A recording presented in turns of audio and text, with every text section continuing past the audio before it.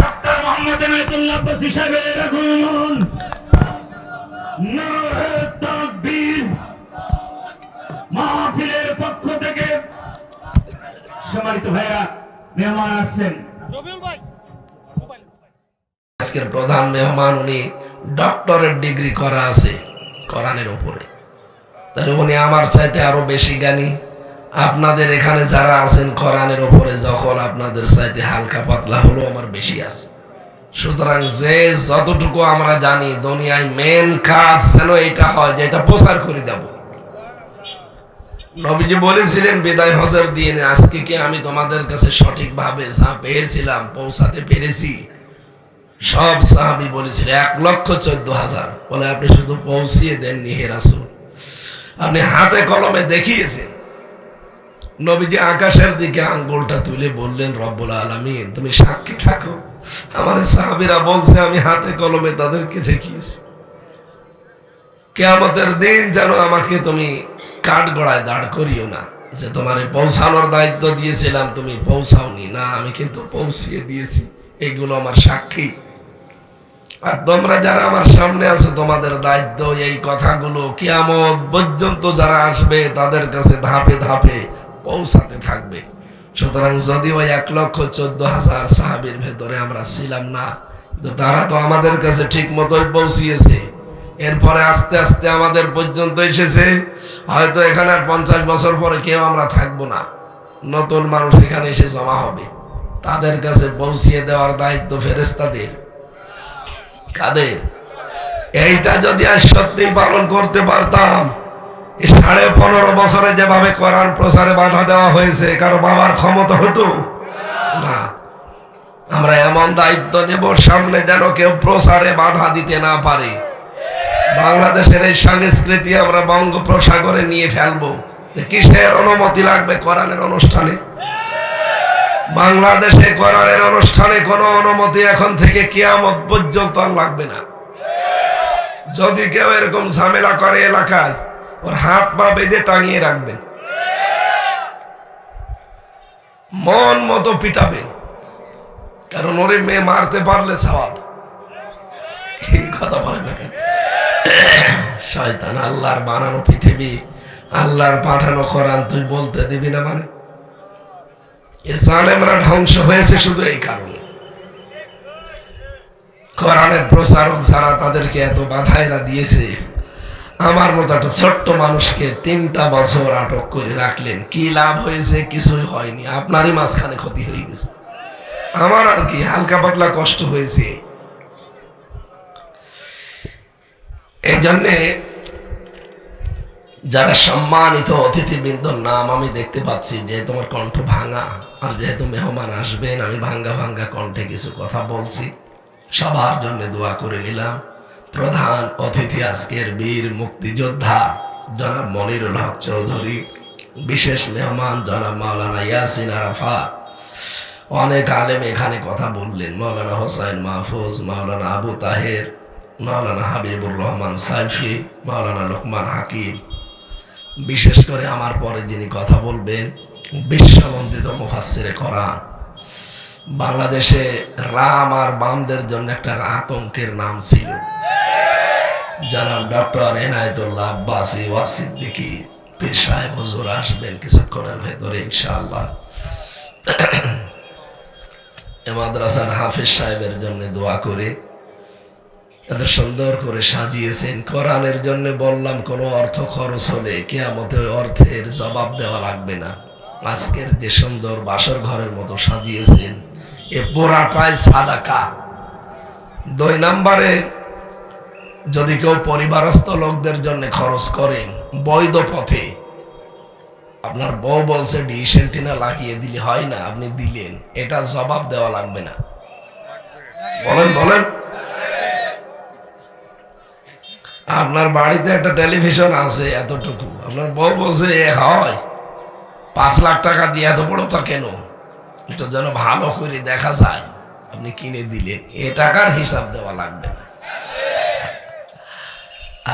সুতরাং পরিবারস্থ লোকদের জন্য জায়েজ যেটা এইটার জন্য যদি আপনি খরচ করেন, আপনার স্ত্রীর গহনা দরকার, আপনার প্রতি ফরজ না, এটা ওয়াজিব না, যে না দিলে আপনার গুনাহ হয়ে যাবে। যদি আপনি আদায় করেন, তার সৌন্দর্য বৃদ্ধি করার জন্য তাকে যদি দেন, তাহলে এটা সাদকার সওয়াব পাবেন। কথা বোঝে? আপনার বউকে সাজগোজ করার জন্য যদি মাসে 5,000 10,000 টাকাও খরচ হয়, তাহলে 5-10,000 টাকা আল্লাহর রাস্তায় সাদকা করার সওয়াব পাবেন। মাসে 5,000 না, সারা জীবনে 5,000 টাকার কোন সাজগোজের জিনিস কিনে দিয়েছে এরকম স্বামী আছে? ওই 1 বছর পর একটা ফেয়ার লাভলি কিনে দেয়। ওর যে চোখের ভেতরে 8টা-9টা জিনিস লাগে, আশকারা লাগে, মাসকারা লাগে, মার্জিয়া লাগে, ভোরো পেন লাগে। আমি বিয়ের সময় বাজার করতে গিয়েছিলাম 11 সালে, দেখি আমার চোখের ভেতরে দোকানদার বলছে যে এই যে 9টা। বলছে ভাই, চোখে যদি 9টা হয়তো বাকি জায়গায় কয়টা আছে? 175টা জিনিস লাগবে। কয়টা? এতগুলো জিনিস নিয়ে তারপর আপনার বিয়ে করতে যাবে? বাবা বাবা, চোখেই 9টা, বাকি জায়গা মিলিয়ে 175টা, আর আমার যা টাকা এনেছি ও 9টাই হবে না। এজন্য স্ত্রীকে সাজগোজ করার জন্য, পারিবারিক জীবনে ছেলে মেয়ের জন্য, মা বাবার জন্য যে খরচ করা হয়, এই খরচের হিসাব আল্লাহ নেবে না। 3 নম্বরে, জিহাদের ময়দানে যারা কাজ করে, এই মানুষগুলোর পেছনে যদি আপনি খরচ করেন, যেতে পারেন না নিজে, যারা জিহাদের ময়দানে কাজ করছে তাদের পেছনে খরচ করা, ওই সম্পদের হিসাব দেওয়া লাগবে না। বাংলাদেশে এখন সশস্ত্র জিহাদ আছে, জবান খোলেন, বাংলাদেশে সশস্ত্র জিহাদ আছে। কি জিহাদ আছে? দাওয়াতের এইটাও একটা জিহাদ। এই যে আমরা দাওয়াত দিতে এসেছি, 15 বছরে কত কঠিন ছিল না? এই দাওয়াতটা এইভাবে দিতে 14 জায়গায় অনুমতি নেওয়া লাগতো, এখন আল্লাহ উন্মুক্ত করে দিয়েছে। সুতরাং দাওয়াতের ময়দানটা আমাদের কাজে লাগানো দরকার। আপনি যদি নিজে এগুলো করতে না পারেন, যারা করে তাদের পেছনে থাকবেন। এই কথা বুঝতেছেন?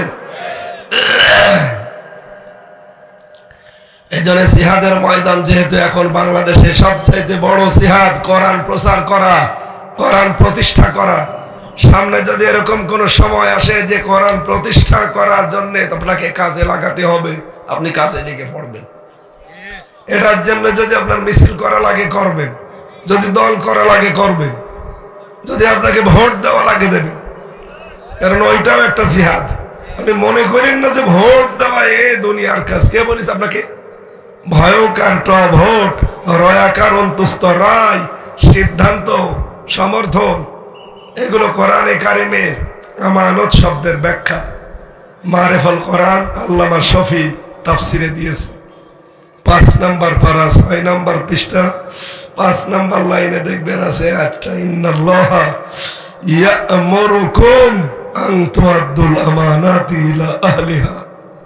অবশ্যই আমি আল্লাহ তোমাদের সবাইকে আদেশ দিলাম। এই আদেশকে শুধুমাত্র মুসলমানদের? ইয়া'মুরুকুম, একমের ভেতরে হিন্দু আছে, বৌদ্ধ আছে, খ্রিস্টান আছে। এক কথা বলে রাখেন, তাম দুনিয়ার সব মানুষের রব না আল্লাহ? তিনি বলছেন আমি সবাইকে আদেশ দিলাম তাদের যাবতীয় আমানত যেন তার প্রাপকের কাছে পৌঁছিয়ে দেয়। সুতরাং এই দেশের সামনে আর মার্কার ভিত্তিতে কেউ নির্বাচিত হতে পারবে না। নির্বাচিত হওয়া লাগবে সৎ, যোগ্য এবং ভালো মানুষ। এটার জন্য যদি আপনি পক্ষে থাকেন, আপনি এটা জিহাদের সওয়াব পাবেন। কারণ ওই লোকটা যদি সংসদে যে নামাজের বিলের কথা বলে, আর এরকম মানুষ যদি 151 জন এই বাংলাদেশে এমপি তৈরি হয়, নামাজের বিল পাস হয়ে গেলে কালকে থেকে আর নামাজের ওয়াজ করা লাগবে না, মানুষ বাধ্য হবে নামাজ পড়তে। যেহেতু আপনি একটা ভোট দিয়েছিলেন, ওই একটার কারণে লোকটা নির্বাচিত হয়েছে। এই বাংলাদেশে 18 কোটি মানুষ নামাজ পড়লে যে সওয়াব পেতেন, আপনি 81 সওয়াব পেয়েছেন। আমি মনে হয় বানিয়ে বলছি না? সূরা নিসা 5 নম্বর পারা 10 নম্বর পৃষ্ঠা 10 নম্বর লাইনের 85 নম্বর আয়াতে আছে, মাইয়াশফা শাফাআতান হাসানাতান ইয়াকুল লাহু নাসীবুম মিনহা। কোন মানুষ যদি ভালো কাজে সাহায্য করে, সহযোগিতা করে, সাপোর্ট দেয়, ও কাজ করে যা পাবে সাপোর্ট দিয়ে তাই পাবে। এই জন্য কিয়ামতে অনেক মানুষ দেখবে তার আমলনামায় হজের সওয়াব লেখা, বলবে রব্বুল আলামিন আমি গরিব মানুষ ছিলাম, আমি হজ করিনি। ফেরেশতারা মনে হয় ভুল করে লিখে ফেলেছে। আল্লাহ পাক বলেন, বান্দা আমিও জানি তুমি হজ করনি, কিন্তু তুমি এমন মানুষকে রায় দিয়েছিলে, সে রায়টা পেয়ে লোকটা এমপি হয়ে সংসদে হজের পক্ষে কথা বলেছিল। হজ করতে 9.5 লাখ টাকা লাগতো, সেখান থেকে লোকটা হজ মন্ত্রণালয়ের দায়িত্ব পেয়ে কমিয়ে কমিয়ে সে 3 লাখ 4 লাখে করে ফেলেছে। এর জন্য সহজ হয়ে গেছে হজটা। যত মানুষ হজ করেছে তুমি যেতে পারোনি, তোমার রায়ের কারণে যেহেতু বিলটা পাস হয়েছে, এই জন্যে তোমার একটা ভোটে যত মানুষ বাংলাদেশ থেকে 1 বছরে হজে গিয়েছে সবার হজের সওয়াব আল্লাহ তোমারে দিয়েছে। আল্লাহর এক বান্দা, আমি জীবনী পড়লাম, আব্দুল্লাহ বিন মুবারক রহমতুল্লাহ আলাইহি, বিশাল বড় আলেম ছিলেন। তার নাম জানে না এমন কোন আলেম এখন পৃথিবীতে নেই, এত বড় আলেম তিনি, যারা হাদিস কোরআন পড়ে। তিনি একবার হজে গিয়ে দেখলেন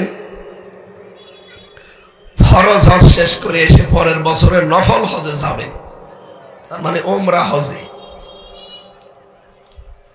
বের হবেন, চাটি বাটি বেঁধেছেন, বেডিং খাতা বেঁধে নিয়ে যাচ্ছেন। হঠাৎ দেখেন ছেলে 7 বছর বয়স কাঁদতেছে। ডাক দিয়ে বলে, সন্তান কাঁদো কেন? ছেলেটা বলে, আব্বাজান আমি ওই পাড়ায় গিয়েছিলাম, যে দেখি ওরা মাংস রান্না করেছে, গোশত, ওরা গরম গোশত তুলে তুলে খাচ্ছে। আমি গিয়ে দাঁড়ালাম, আমি চাইলাম, আমারে দিল না, ঘাড়ে ধাক্কা দিয়ে তাড়িয়ে দিল। আমি মনে দুঃখ পেয়েছি। হযরত মুবারক ছেলেটার কান্না থামানোর জন্য নিয়ে গেলেন ওই বাড়িতে। বাড়ির বাইরে দাঁড়িয়ে সালাম দিলেন, আসসালামু আলাইকুম ইয়া আহলাল বাইত। বাড়ির মালিক বেরিয়ে এসে দেখে আব্দুল্লাহ বিন মুবারক দাঁড়ানো, পা জড়িয়ে ধরে বলছে, হুজুর আপনি দাঁড়িয়ে আছেন আমার বাড়ির সামনে, সালাম দিলেন, কি করব বলেন? পাগল হয়ে গেছে। আরে ভাই, এখন যদি কাবা শরীফের ইমামই আমার বাড়িতে আসে, আমার দিক দাঁড়া ঠিক থাকবে? আর কাবার ইমামের বাপের বাপ এই লোকটা একটা গরিব মানুষের বাড়ির সামনে যে দাঁড়িয়ে আছে। উনি ডাক দিয়ে বললেন, কি তোমাদের বাড়িতে কি গোশত রান্না হয়েছে? বলছে, জি। আমার এই যে ছেলেটা এসেছিল, বলছে হ্যাঁ চেয়েছিল, বলছে হ্যাঁ, দাও নাই কেন? কথা বলে না। বাড়িওয়ালা চোখের পানি ফেলে দিয়ে বলে, হুজুর দুঃখের কথা বলবো কি, আজ 3 দিন আমার বাড়িতে চুলায় কোনো আগুন জ্বলে না। আমি ময়দানে গিয়েছিলাম কাজের খোঁজে, কিন্তু কাজ পাইনি। প্রতিমধ্যে আসার সময় দেখি একটা মরা গরু পড়ে আছে। আশপাশে মানুষ দেখতে না পেয়ে চামড়া ছিলে কিছু গোশত নিয়ে এসেছি, ওইটা সিদ্ধ করে খাচ্ছিলাম। আমাদের জন্য ওটা জায়েজ আছে, কারণ আমাদের তো কোনো খাবার নেই। আপনি তো সাহেবে মাল, ধনী মানুষ, আমি জানি। আপনার ছেলেটাকে আমি চিনি, ওরে বারবার নিষেধ করছিলাম, ও শুনে নাই।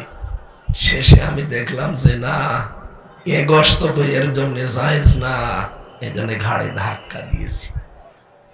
হুজুর বলেন, মরা গরুর মাংস যদি আপনার ছেলেকে না দিয়ে ভুল করে থাকি, মেহেরবানি করে আমারে মাফ করে দেন। হযরত আব্দুল্লাহ কেঁদে ফেললেন, ডাক দিয়ে বলে, আল্লাহর বান্দা আপনি আমার প্রতিবেশী এলাকায় বাস করেন, এত কষ্টে আছেন, আর আমি খোঁজ নিতেও পারলাম না। এক দৌড়ে বাড়িতে চলে গেলেন। হজে যাওয়ার যে টাকা গুছিয়েছিলেন সব টাকাগুলো নিয়ে লোকটার হাতে দিয়ে বললেন, যান খাবার কিনে আগে পরিবারে খাওয়া, বাকি টাকা পয়সা দিয়ে আপনি ব্যবসা বাণিজ্য করে প্রতিষ্ঠিত হন। জীবনে টাকা আমার আর ফেরত দেওয়া লাগবে না, আমি সব আল্লাহর জন্য আপনাকে দিয়ে দিলাম। ওই রাতে তাকে স্বপ্ন দেখানো হচ্ছে, মোবারক, তোমার যে স্যাক্রিফাইস, তোমার যে হজ, এই গরিব বেচারার জন্য তুমি যে নফল হজের টাকাটা দিয়ে যা করলে উপকার, আল্লাহ এত বেশি কবুল করেছে। এবার এই টাকাটা যত লক্ষ মানুষ হজে এসেছিল, তোমার এই দানের ওসিলায় আরাফাতের সব হাজিদের হজ আল্লাহ কবুল করে নিয়েছে।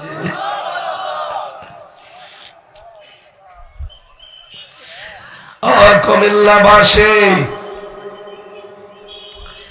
এই মানুষগুলোর সিদ্ধান্ত দেখেছেন, তাদের যে কাজ কারবার দ্বারা ইসলাম বুঝেছিল কি করে, আর আমরা ইসলাম কোথা থেকে কি অবস্থায় কিভাবে বুঝি, আমার তো কিছুই ব্রেনে ধরে না। যেহেতু মেহমান আসবে এখন, এই জন্য আমরা তেলাওয়াত কিন্তু আয়াতে যাচ্ছি। তাফসীর লিখে দিয়েছেন, হক আদায় করা দরকার। সূরা ফাতির 5 নাম্বার আয়াতটা পড়েছি। ফাতির মানে কোন চিহ্ন ছাড়া, কোন নমুনা ছাড়া কিছু তৈরি করতে যিনি পারেন তিনি কে? আল্লাহ রাব্বুল আলামিন এই ফাতির নামক সূরায় আমাদেরকে কিয়ামতের ভয়াবহতা স্মরণ করিয়েছেন। রব্বুল আলামিন মানব জাতিকে ডাক দিয়েছেন, ইয়া আইয়ুহান নাস, হে মানব মণ্ডলী, ইন্না ওয়াদাল্লাহি হক, অবশ্যই আল্লাহর ওয়াদা সত্য। ফালা তাগুররান্নাকুমুল হায়াতুদ দুনিয়া, দুনিয়ার জীবন যেন তোমাদেরকে ধোঁকায় ফেলে না দেয়। এই কথাগুলো কার বলেন তো? এর ভেতরে হালকা পাতলা একটু সন্দেহ আছে। আমি যে বিশ্বাস করি এ কথাকে 100%, আপনারা আরো জোরে বলেন। ওয়ালা ইয়াগুররান্নাকুম বিল্লাহিল গরুর, তোমাদেরকে যেন সেই মহাপ্রবঞ্চক, তার মানে শয়তান, ও যেন ধোঁকায় ফেলে না দিতে পারি আমি আল্লাহ সম্পর্কে তোমাদের। এই জন্য খুব সতর্ক থাকবা তার ব্যাপারে। ইন্নাশ শাইতানা লাকুম আদুব্বুন, অবশ্যই শয়তান তোমাদের শত্রু। কে বলছে? আরো জোরে বলেন। আমরা যদি শয়তানকে শত্রু মনে করি, ও কি আমাদের বন্ধু মনে করবে? ফাত্তাখিযুহু আদুব্বা, সুতরাং তাকে বন্ধু হিসাবে, শত্রু হিসাবে গ্রহণ করো। ইন্নামা ইয়াদউ হিজবাহু লিয়াকুনু মিনাস সাহাবিস সাঈর, অবশ্যই শয়তান তার দলবলকে ডাক দেয় জাহান্নামে সাঈরে, যেন একসাথে যেতে পারে। কারণ শয়তান তো আর কোনোদিন জান্নাতে যেতে পারবে? শয়তানকে আল্লাহ 2টা জিনিস থেকে বঞ্চিত করে দিয়েছে। 1 নম্বরে শয়তানকে কোনোদিন আল্লাহ ক্ষমা করবে না। 2 নম্বরে শয়তানকে কোনোদিন আল্লাহ জান্নাত দেবে না। কয়টা? আরো জোরে। যেহেতু জান্নাত যেতে পারবে না কোনোদিন, এই জন্য ইন্নামা ইয়াদউ হিজবাহু, তার দলবলকে সে ডাকে। ইয়াদউ এটা মোজারে, বর্তমান, ভবিষ্যৎ, প্রেজেন্ট, ফিউচার।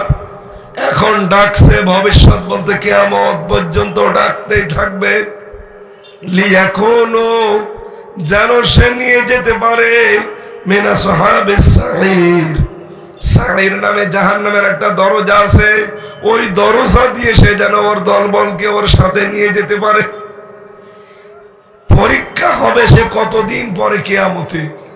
এখনই আল্লাহ প্রশ্নপত্র পাঠিয়ে দিলেন যে এই এই হতে যাচ্ছে।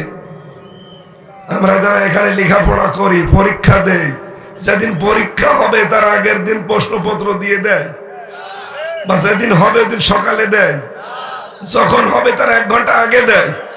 1 মিনিট বলেন, আরো দরকার 1 মিনিট পরে দেবে, ঘন্টা বাজানোর পর। এই পরীক্ষার জন্য যদি এত প্রস্তুতি নেওয়া লাগে যে পরীক্ষার প্রশ্ন হাতে নেই, 1 ঘন্টা আগেও দেবে না, যখন হবে তার 1 মিনিট পরে দেবে, ঘন্টা বাজানোর পর। অথচ কিয়ামতের পরীক্ষা কত পরে, সে প্রশ্নপত্র আল্লাহ আগে আমাদের কাছে দিয়ে দিয়েছে। কথা বলে না কেন? এরপরেও যদি কেউ আমরা ফেল করি, আমার মতো কপাল পোড়া আর নেই।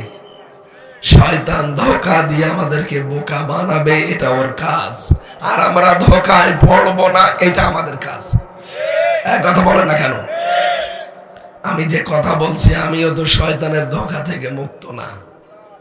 শয়তান আমাকেও দখল করে রাখে। যতদিন আমি আটক জীবনে ছিলাম 3 বছর, একটা ধোঁকাও শয়তান দিতে পারেনি। কারণ 4 দেওয়ালের মাঝে একটুখানি ঘর, জেলের ভেতরে জেল, তার নাম সেল। এরপরে আর একটা আছে, তার নাম ফাঁসির কন্ডেম সেল। আমি ওই জায়গায় থাকতাম। ওখানে দুনিয়ার যোগাযোগ বিচ্ছিন্ন, মোবাইল থেকে বিচ্ছিন্ন, সব কিছু থেকে বিচ্ছিন্ন। মেয়ে লোক তো নেই। আমি গোনাটা যে করব কি দিয়ে? 24 ঘন্টা ইচ্ছা থাকলেও গোনা করতে পারতাম না, কারণ গালি দেওয়ারও কায়দা নেই। আপনি গালি দেবেন কারে? কেউ তো নেই। সিসি ক্যামেরা দিয়ে রেখেছে, ওখান থেকে দেখতো যে কে কি করে। এই যে 3টা বছরে অন্তত বাইরে এই 1 বছর এসেছি, এই 1 বছরের তুলনায় ভেতরে যে ছিলাম তার তুলনায় গোনা এখন কম হচ্ছে না বেশি হচ্ছে? ওই 3 বছরে যদি গোনা 5টা হয়, এই 1 বছরে আমার মনে হয় 1000টা হয়ে গেছে। কি কথা বলেন এখানে? শয়তান ওই সময় তো আমার ধোঁকা দিতে পারে নাই, আর ধোঁকা দিলে আমি ধোঁকায় পড়তামও না। কি ধোঁকা দেবে? হ্যাঁ, হয়তো আল্লাহর প্রতি খারাপ ধারণা তৈরি করে দিত যে কি করো, আল্লাহ তো কিছুই করে না। মাঝে মাঝে মামলা যখন তোলার পরে দেখতাম যে জামিন হয়নি, তখন একটা ধারণা আসতো, আল্লাহ তুমি তো আসো।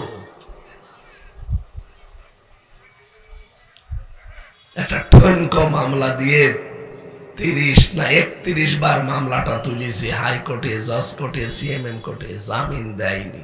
মনটা এমনি খারাপ হয়ে যাওয়ার কথা। তারপর আমি ছোট মানুষ, 5 দিয়ে কত মানুষ জেল থেকে বের হয়ে চলে গেল, কেউ লাশ হয়ে, কেউ জীবিত। বহু মানুষ আমি লাশ হতে দেখেছি, বহু মানুষ জীবিত বের হয়ে গেছে। আল্লাহ আমাকেও লাশ হয়ে বের করে দিতে পারতো, কারণ ওই অবস্থায় আমরা ছিলাম। ফাঁসির কন্ডেম ছেলে যারা থাকে, ওরা একটা জিন্দা কবরে থাকে। আপনারা তো ওই ঘর দেখেননি, এমন ভয়ঙ্কর। বলেন জেলের ভেতরে জেল, ওইটার নাম সেল। ওর পর আবার আরো ভয়ঙ্কর, সেটার নাম কবর সেল। কবরের মতো, এদিকে 1.5 হাত, ওদিকে 3.5 হাত। আপনি যে কাঁধ হয়ে ভালো করে পা মেলিয়ে শোবেন না, সেরকম জায়গাও নেই। কবর সেল এত কঠিন। শয়তানকে যেহেতু রব্বুল আলামিন জানিয়েছেন, শয়তানকে বন্দনা শত্রু হিসাবে গ্রহণ করা লাগবে। শয়তানও কিন্তু এই পৃথিবীতে 20 প্রকার মানুষকে শত্রু মনে করে। কয় প্রকার? আর 10 প্রকার মানুষকে সে বন্ধু হিসাবে মেনে নিয়েছে। তাও দুনিয়ার খ্রিস্টান, ইহুদি, বৌদ্ধ, মুশরিক এদের ভেতরে না। নবীজি একদিন মসজিদে নববীর পাশে যে পাহাড়, এই পাহাড়ের পাদদেশ দিয়ে যাচ্ছিলেন। হঠাৎ তিনি দেখতে পেলেন শয়তান হেঁটে যাচ্ছে। ডাক দিলেন, এই এদিকে আয়। কোথায় যাস? বলছে আমার বন্ধু আছে, তার কাছে আমি কিছু যোগাযোগ বিচ্ছিন্ন ছিল, ওইগুলো এখন ঠিক করার জন্য যাচ্ছি। তোর আমার বন্ধুকে শয়তান ওই দিন নবীজিকে বলেছিল, হে রাসূল, এই পৃথিবীতে আপনার উম্মতের ভেতরে আমার 10 প্রকার বন্ধু আছে, খুব ভালো করে খেয়াল করে মিলাবেন। শয়তানের বন্ধু কয় প্রকার? আরো জোরে। আমি তাফসীর থেকে নোট করেছি এগুলো। শয়তানের কাছে বন্ধু হিসাবে 10 প্রকারের নাম রাসূলের কাছে বললেন। আবার বলছি, ইহুদি, খ্রিস্টান, বৌদ্ধ, মুশরিক, মাজুসি এদের ভেতরে না, হে নবী আপনার উম্মতের ভেতরে আমার 10 প্রকার বন্ধু আছে। তাহলে আমরা নবীর উম্মত না? বলেন বলেন বলেন। আমাদের ভেতরে কয় প্রকার বন্ধু শয়তানের? 10 প্রকার বলছি, দেখেন আপনি ওর ভেতরে আছেন কিনা। যদি থাকেন তাহলে ওই কাজটা আজকে ছেড়ে দেওয়া লাগবে। বলেন না কেন? আল্লাহ রাব্বুল আলামিন 1 নম্বরে শয়তান ওই দিন নবীজির সামনে বলেছিল, আউয়ালুল ইমামুল জাহের,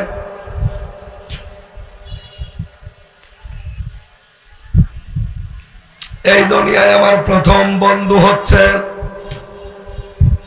যারা জালেম শাসক। এটা তো আর বাংলাদেশে ছিল না, এ বলার দরকার নেই। আমরা জন্মের পর থেকে, আমি আমার 33 বছর বয়স, আমি তো ভালো শাসক পেলাম না। প্রত্যেকটাই জালেম। এই কথা বলুন না কেন? হয় তার নিজের উপরে জুলুম করে, নাই পরিবারের উপরে করে, নাই রাষ্ট্রের জনগণের উপরে করে। জুলুম যারা করেছে তাদের এই জুলুমের কারণেই কিন্তু জুলুম করে করে এই দলের মানুষগুলো, সে যে দলের লোক হোক, নেতা ছাড়া তারা আঙ্গুল ফুলে কলা গাছ হয়ে যায়, কর্মী ছাড়া ওরা এত অসহায় হয়, শেষ পর্যন্ত চাঁদাবাজির পথ বেছে নেয়।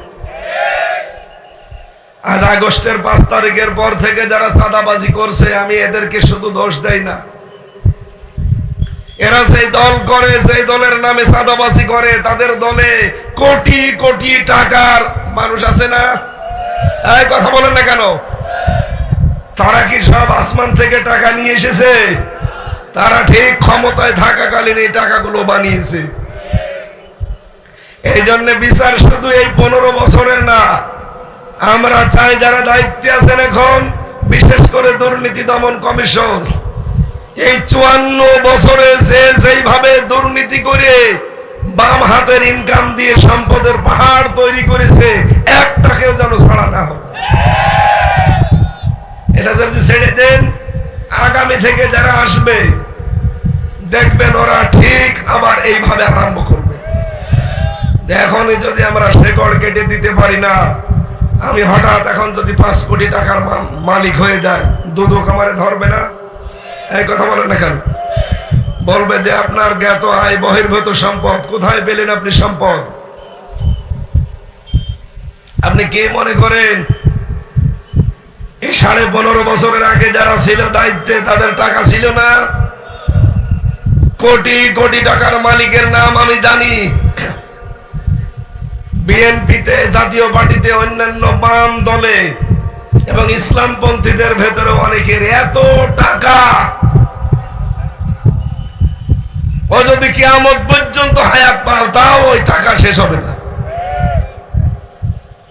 অথচ 15.5 বছরে সে তার কর্মীর খোঁজ নেয়নি। তাদের তো কোনো সমস্যা নেই, তাদের ছেলে মেয়েরা এদেশে থাকেও না, সব থাকে মালয়েশিয়া, থাইল্যান্ড, আমেরিকা। আমি আগস্টের 5 তারিখের পরে কয়টা সফর ছিল মালয়েশিয়া, সিঙ্গাপুর। যেই হোটেলে উঠি, হোটেলের নিচে নেমে দেখি 2 শয়তান বসে চা খাচ্ছে। কি গো এখানে? হুজুর আমরা আগেই পালিয়েছি, ছেলে মেয়ে বউ তো আগেই পাঠিয়ে দিয়েছি। বাতাস একটু যাই দেখলাম যে পরিবর্তন হয়ে যেতে পারে, এই জন্য আমরা ওখানে আর নেই। ও ছাতা ও দেশে আমার আর যাওয়াও লাগবে না, যা আমি এ দেশে করেছি, এখন আমার 14 বংশ বসে খেতে পারবে। আমি নিজে দেখে এসেছি সাহেব পাড়া, কানাডায় তো আছে বেগম পাড়া, মালয়েশিয়া বানিয়েছে সাহেব পাড়া। কিন্তু আফসোস, শয়তানরা থাকতে পারে না, ঘরগুলো সব তালা মারা। শয়তানরা থাকতে পারে না ওখানে, ঘর সব কি তালা মারা। ওরা বলে যে ওখানে থেকে মায়ের খাবো। এদেশেও বাংলার জনগণ আছে, যদি ওখানে আমাদের পায় পিটিয়ে ভর্তা বানিয়ে ফেলবে, এই জন্য তালা মেরে এই হোটেলে উঠেছি। কয়দিন থাকবেন হোটেলে? কি করলেন বাংলাদেশের সম্পদগুলো বাইরে পাচার করে, এই জুলুম করে মানুষের ওপরে। এখন তো বাড়িতেও থাকতে পারেন না, বাড়ি ঘরগুলো সব হয়ে যাচ্ছে শ্মশান। আমার কুষ্টিয়ার হানিফের বাড়ি এখন গণ টয়লেট হয়ে গেছে, অথচ বাংলাদেশে যদি 10 জন ধনী থাকতো, সে 1 জন হাজার হাজার কোটি টাকার মালিক হয়েছিল। 15 বছর আগেও মাছ বিক্রি করে খেত। আর এখন খুলনা, সাতক্ষীরা, বাগেরহাট এই সমস্ত জেলার 3 ভাগের 1 ভাগই তার।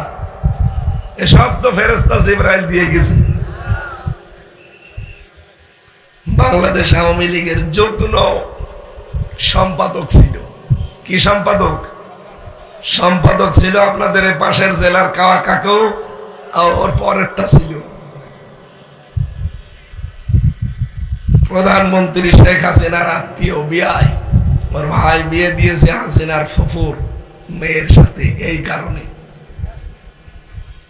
একটা পদ নিয়েছিল প্রধানমন্ত্রীর বিশেষ সহকারী।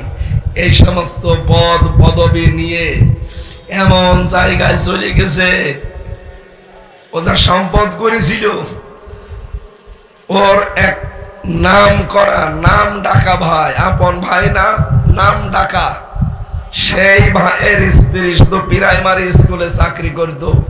তার 1000 কোটি টাকার উপরে সে মালিক, একটা মহিলা। কোথায় পৌঁছিয়েছে এরা চিন্তা করেছেন? যে গ্রামের একটা নাম ডাকা ভাইয়ের বউ, ভাইও না, ভাইয়ের তো কুষ্টিয়ায় 8 তলা বাড়ি, আর বউ প্রাইমারি চাকরি করে। কয় টাকা বেতন হতে পারে? 30-32 না 40,000। কিয়ামত পর্যন্ত যদি চাকরি করে, তাও তো 1000 কোটি টাকার মালিক হওয়া সম্ভব না। এই কথা বলে না কেন? কি করেছিল সে মানুষগুলো, কিন্তু এখন কি থাকতে পারে? এখন কুষ্টিয়ায় ঢোকার মতো কায়দাও নেই। কুষ্টিয়া না, সারা বাংলাদেশের অবস্থা এখন এরকমই। এই যে লাকসাম টর্চার সেল বানিয়েছিল, আয়না ঘর পাওয়া গেছে, এখন কই তারা? কই? তাদের খুঁজে পাওয়া যাচ্ছে না। জালেম যারা, এরা শয়তান এত ভালোবাসে এদের, বলে এই দুনিয়াতে আপনার উম্মতের ভেতরে আমার প্রথম বন্ধু হচ্ছে জালেম শাসক, যারা দায়িত্বশীল যারা, তারা। বলেন নাউজুবিল্লাহ। তাহলে বাংলাদেশে জালেম ছিল, এরা শয়তানের প্রথম বন্ধু। 2 নম্বরে শয়তান বলে আমার বন্ধু হচ্ছে যারা অহংকারী। কি অহংকার আছে না? যে যখন চেয়ারে বসতো, সে তখন গিয়ারে বসতো। এই যে চেয়ারের একটা অহংকার, রূপের অহংকার, টাকা পয়সার অহংকার, প্রভাব প্রতিপত্তির অহংকার। রব্বুল আলামিন বলেন, হযরতে এটা নূহ আলাইহিস সালামের জামানার ঘটনা, আমি শিক্ষার জন্য একটু শোনাচ্ছি। হযরতে নূহর জামানায় আমি পড়েছি, ওয়াইন্নী কুল্লামা দাআউতুহুম লিতাগফিরা লাহুম জাআলু আসাবিআহুম ফি আযানিহিম ওয়াস্তাগশাউ সিয়াবাহুম وَأَصَرُّوا وَاسْتَكْبَرُوا اسْتِكْبَارًا। আল্লাহ রাব্বুল আলামিন বলেন, আমার নবী নূহ 1 দিন 2 দিন না, 50 বছর কম, 1000 বছর। কতদিন? 950 বছর একাধারে দাওয়াতি কাজ করেছিল। 950 বছরের ভেতরে সে আল্লাহকে রব্বুল আলামিনকে ডাক দিয়ে বলেছে, হে আল্লাহ, আমার জাতির লোককে তো আমি এই জন্য দাওয়াত দেই যে তারা যেন তোমার কাছে ক্ষমা চায়। ও বাংলার মুসলমানেরা, লিতাগফিরা লাহুম এ শব্দের ব্যাখ্যায় পেয়েছি যতক্ষণ একজন বান্দা ইস্তেগফারের উপরে থাকবে, আল্লাহর কাছে ক্ষমা চাওয়া এইটার উপরে থাকবে, ততক্ষণ পর্যন্ত আল্লাহ তার উপরে কোনো গজব দেবেন না। এখানে এখন থেকে আমি সহ যারা এসেছি, যে সময়টুকু অনর্থক নষ্ট করে ফেলেন, এমনি বসে আছেন, বাসে আছেন, ট্রেনে আছেন, ঘরের বারান্দায় বসে আছেন, কাজ কাম নেই, কাজে কামে থাকলে আলাদা, কাজ নেই কাম নেই বসে আছেন, অনর্থক সময় নষ্ট না করে আপনি ইস্তেগফার পড়তে থাকবেন। কি বললাম? আস্তাগফিরুল্লাহ ওয়া আতুবু ইলাইহি, এতটুকু পড়লেও হবে, অথবা শুধু আস্তাগফিরুল্লাহ আস্তাগফিরুল্লাহ।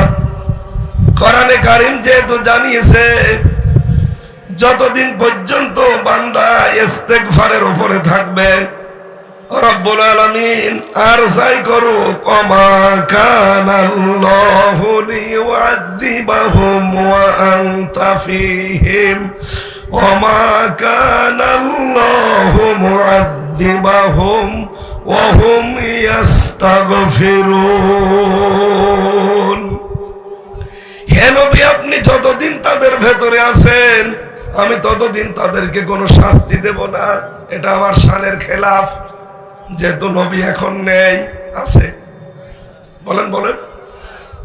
দ্বিতীয় নম্বরটা, ওমা কানাল্লাহু মুআযিবাহুম, আমি তাদেরকে শাস্তি দেব না, আযাব দেব না, আমার গজব ওখানে নাযিল করব না।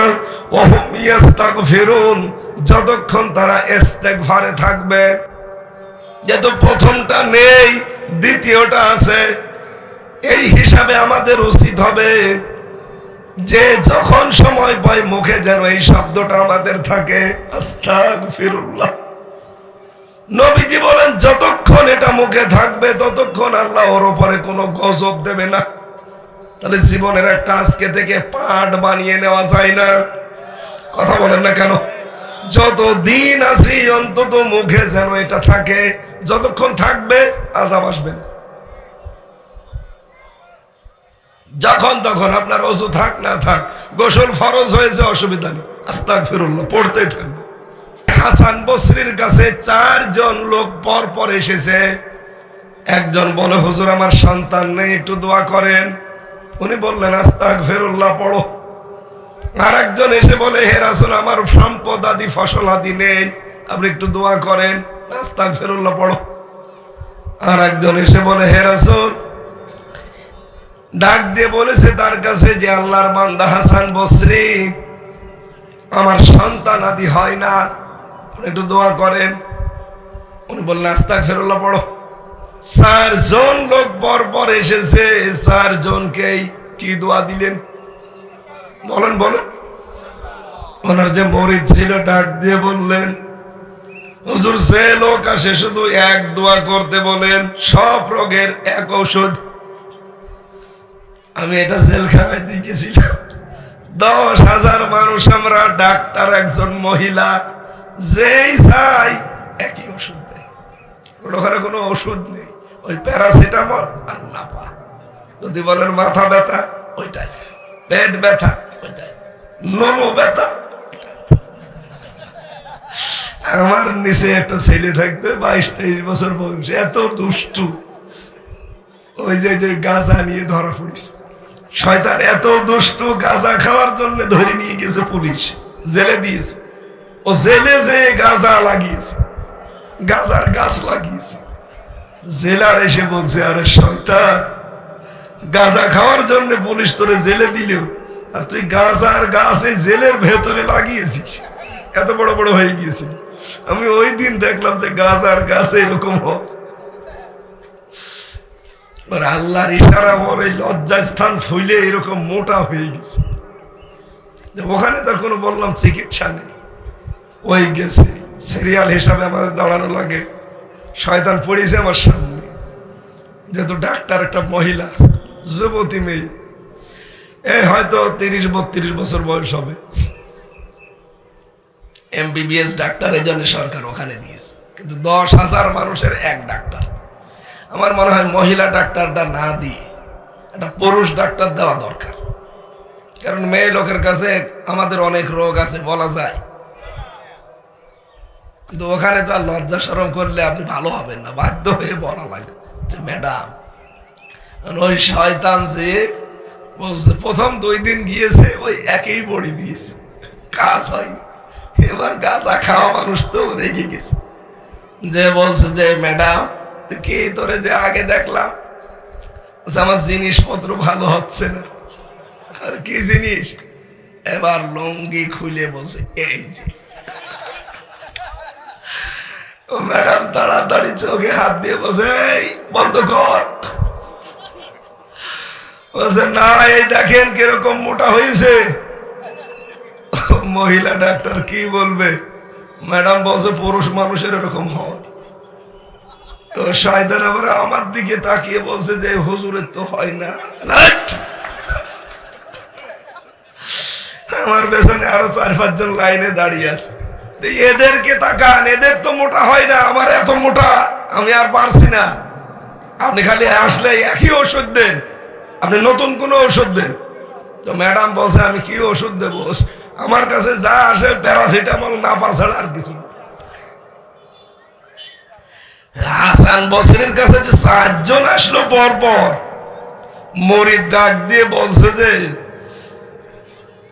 হুজুর যারা আসে শুধু একই ঔষধ দেন। বলছে দেখো কোরআনে কারিমের তিনি আয়াত তেলাওয়াত করে শোনালেন, ফাকুল তাস্তাগফিরু রাব্বাকুম ইন্নাহু কানা গফফারা। আল্লাহ রাব্বুল আলামিন বলেন হযরত নূহ জাতির কাছে বলেছিলেন যে আল্লাহর কাছে ইস্তেগফার করো, তওবা করো, নিশ্চয় তিনি গফফার। তিনি কি শুধু গফফার না, গফফার, তিনি বড় ক্ষমাশীল। ইউরসিলিস সামা আলাইকুম মিদরারা। যখন মানুষ আল্লাহর প্রতি ইস্তেগফারে থাকে, মহান আল্লাহ তার জন্য আকাশ থেকে বৃষ্টি নাজিল করে। যেই লোকটা বলেছিল আমার ফসল আদি হয় না, তার জন্য কি দরকার বলেন বলেন? ওয়ায়ুমদিদকুম বিআমওয়ালি ওয়া বানিন। আল্লাহ বৃদ্ধি করে দেয় তার মাল এবং সন্তান। যেই লোকটা বলেছিল আমার ছেলে মেয়ে হয় না, তার কি দরকার? ওয়ায়াজআল লাকুম জান্নাত। যে লোকটা বলেছে আমার বাগান আদি সব নষ্ট হয়ে যাচ্ছে, জান্নাত মানে বাগান, জান্নাত মানে কি? ওয়ায়াজআল লাকুম আনহারা। নহরের বহু বছর আনহার, নদী নহর। তার মানে 4টা দোয়া এর ভেতরে আছে। যাদের যাদের যে যা প্রয়োজন আল্লাহ আয়াতের ভেতরে দিয়েছে, আমি তো এইটাই তাদেরকে শুনিয়ে দিলাম যে ইস্তেগফার করো, সন্তানাদি আল্লাহ দেবে। মেয়েরা যারা এসেছেন, আজ কত মেয়ে ছেলে 2 বছর 5 বছর 10 বছর সন্তান হয় না, তখন বাজারে যায়, মাজারে যায়, বাবার কাছে যায়।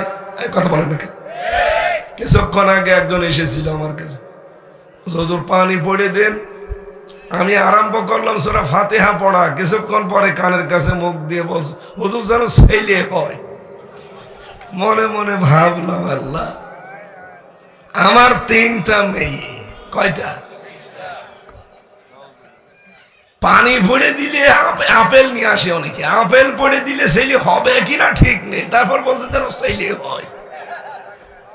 যদি আপেল পড়ায় পানি পড়ায় ছেলে হওয়ার ক্ষমতা আমার থাকতো, আমার এই 3 নাম্বারটা জীবনও মেয়ে হইতো না। কত দোয়া করলাম, কাবা শরীফে যেয়ে বউ নিয়ে গিয়েছিলাম। যখন 3 মাস বয়স হয় বাচ্চাটার পেটে, তখন ওর মাকে পর্যন্ত নিয়ে কাবার গিলাফ ধরে বললাম 2টো মেয়ে আছে, এবার যেন ছেলে হয়। কিন্তু আল্লাহ আবার দিয়েছে মেয়ে, হাফসা জান্নাত। তো ওনার ওই পানি পড়াই দেখে আমার মনে হচ্ছিল পানি পড়ছে, আমি আল্লাহর নামে সূরা ফাতিহা, এটা একটা শেফা। আর ও আমার বলছে হুজুর যেন ছেলে হয়। মনে হচ্ছে আমি ছেলে নিয়ে বসে আছে, শুধু ফু দিলেই হয়ে যাবে।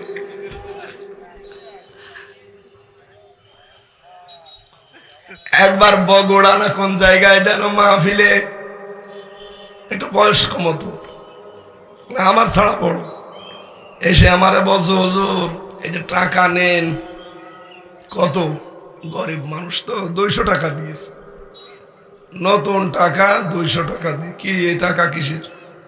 আপনাকে আমি হাদিয়া দিলাম, আপনি দোয়া করেন। কিসের দোয়া? আমার ছেলে মেয়ে হয় না, আমি একটা ব্যবসায়ী মানুষ, আর 10 বছর আমার বাচ্চা কাচ্চা নেই, সংসার এখন টিকা দেয়, আপনি একটু দোয়া করেন, এই 200 টাকা নিন, আমি একটা ব্যবসা করি ছোটখাটো। টাকা ওরে দিয়ে বললাম দাঁড়ান, আমার পকেট থেকে 500 টাকা একটা নতুন টাকা বের করে বললাম এই নিন। হুজুর 200 টাকার পরিবর্তে 500 টাকা দিচ্ছে। বললাম যে রে ভাই, দোয়া দিয়েই যদি ছেলে মেয়ে হয়েছে, তো আমার পর পর 3টা মেয়ে হয়েছে, এখনো ছেলে হয় না, আর আপনি এসেছেন বারবার মেয়ে হয় না। ওই লোকটার মেয়ে হয়, ছেলে হওয়ার জন্য দোয়া নিতে। দোয়া দেওয়াই কাজ না, দোয়া করেন আমি আমার কাছে না, আল্লাহর কাছে করেন। কত মানুষ আমরা এই যে আমল গুলো বাদ দিয়ে শুধু পরনির্ভর হয়ে বাবার প্রতি, কবরের প্রতি, মাজারের প্রতি, দুর্গার প্রতি, দরগার প্রতি না, আপনি ইস্তেগফারের আমল চালু করেন। আমাদের জাতির পিতা হযরত ইব্রাহিম 86 বছর পর্যন্ত কোনো সন্তান তিনি পাননি। কত বছর? আরো জোরে বলেন। 86 বছর তিনি আমল করেছিলেন, হে আল্লাহ তোমার কাছে আমি চাই সন্তান, রব্বি হাবলি মিনাস সালিহিন। শেষ করি পয়েন্টগুলো, তাহলে আপনারা হয়তো কিছুটা পাবেন। 3 নম্বরে শয়তান বলে, হে রাসূল আপনার উম্মতের ভেতরে আমার বন্ধু হচ্ছে যারা কৃপণ ধনী, 4 নম্বরে যারা খেয়ানতকারী, 5 নম্বরে যারা পণ্য ক্রাইসিস করে, 6 নম্বরে, 7 নম্বরে যারা জেনাকারী, 8 নম্বরে যারা সুদখোর, 9 নম্বরে যারা বখিল, 9 নম্বরে 10 নম্বরে যারা মাদক দ্রব্য খায় এবং আমদানি করে। নবীজির উম্মতের ভেতরে কয় প্রকার মানুষ পেলাম শয়তানের বন্ধু? আমরা কেউ কি এই 10 প্রকারে, কে 1 প্রকারেও আছি? আল্লাহ আমাদেরকে যেন এই 10 প্রকার থেকে মুক্ত করেন। ওই দিন শয়তান নবীজির কাছে বলেছিল, হে রাসূল আপনার উম্মতের ভেতরে 20 প্রকার মানুষ আমার শত্রু, 10 প্রকার মানুষকে তো আমি বন্ধু মনে করি, আর 20 প্রকার মানুষকে আমি শত্রু মনে করি। সেই 20 প্রকারের প্রথম প্রকারই এই যে এইটা, যারা তাওবাকারী, সব সময় যারা ইস্তেগফার করে, এই মানুষগুলো শয়তানের শত্রু। আমরা কি বন্ধু হতে চাই না শত্রু? আরো জোরে বলেন। সুতরাং আজকে থেকে আমলটা, ওযু থাক, গোসল থাক, পাক থাক, নাপাক থাক, যে কোনো অবস্থায় সব সময় মুখে লাগিয়ে রাখবেন আস্তাগফিরুল্লাহ। বলেন আস্তাগফিরুল্লাহ, আস্তাগফিরুল্লাহ, আস্তাগফিরুল্লাহ। মেহমান আসতেছে, আমরা বিস্তারিত আর বলতে পারছি না, আর আমার এমনি কণ্ঠ ভাঙা। উনি আসলে আমরা বিস্তারিত কথা শুনবো উস্তাদের কাছে ইনশাআল্লাহ। আসসালামু আলাইকুম। নারায়ে তাকবীর, নারায়ে তাকবীর। ডক্টর মোহাম্মদ এনায়েতুল্লাহ আব্বাসী সাহেবের আগমন। নারায়ে তাকবীর। মাহফিলের পক্ষ থেকে সম্মানিত ভাইরা, মেহমান আসছেন। রবিউল ভাই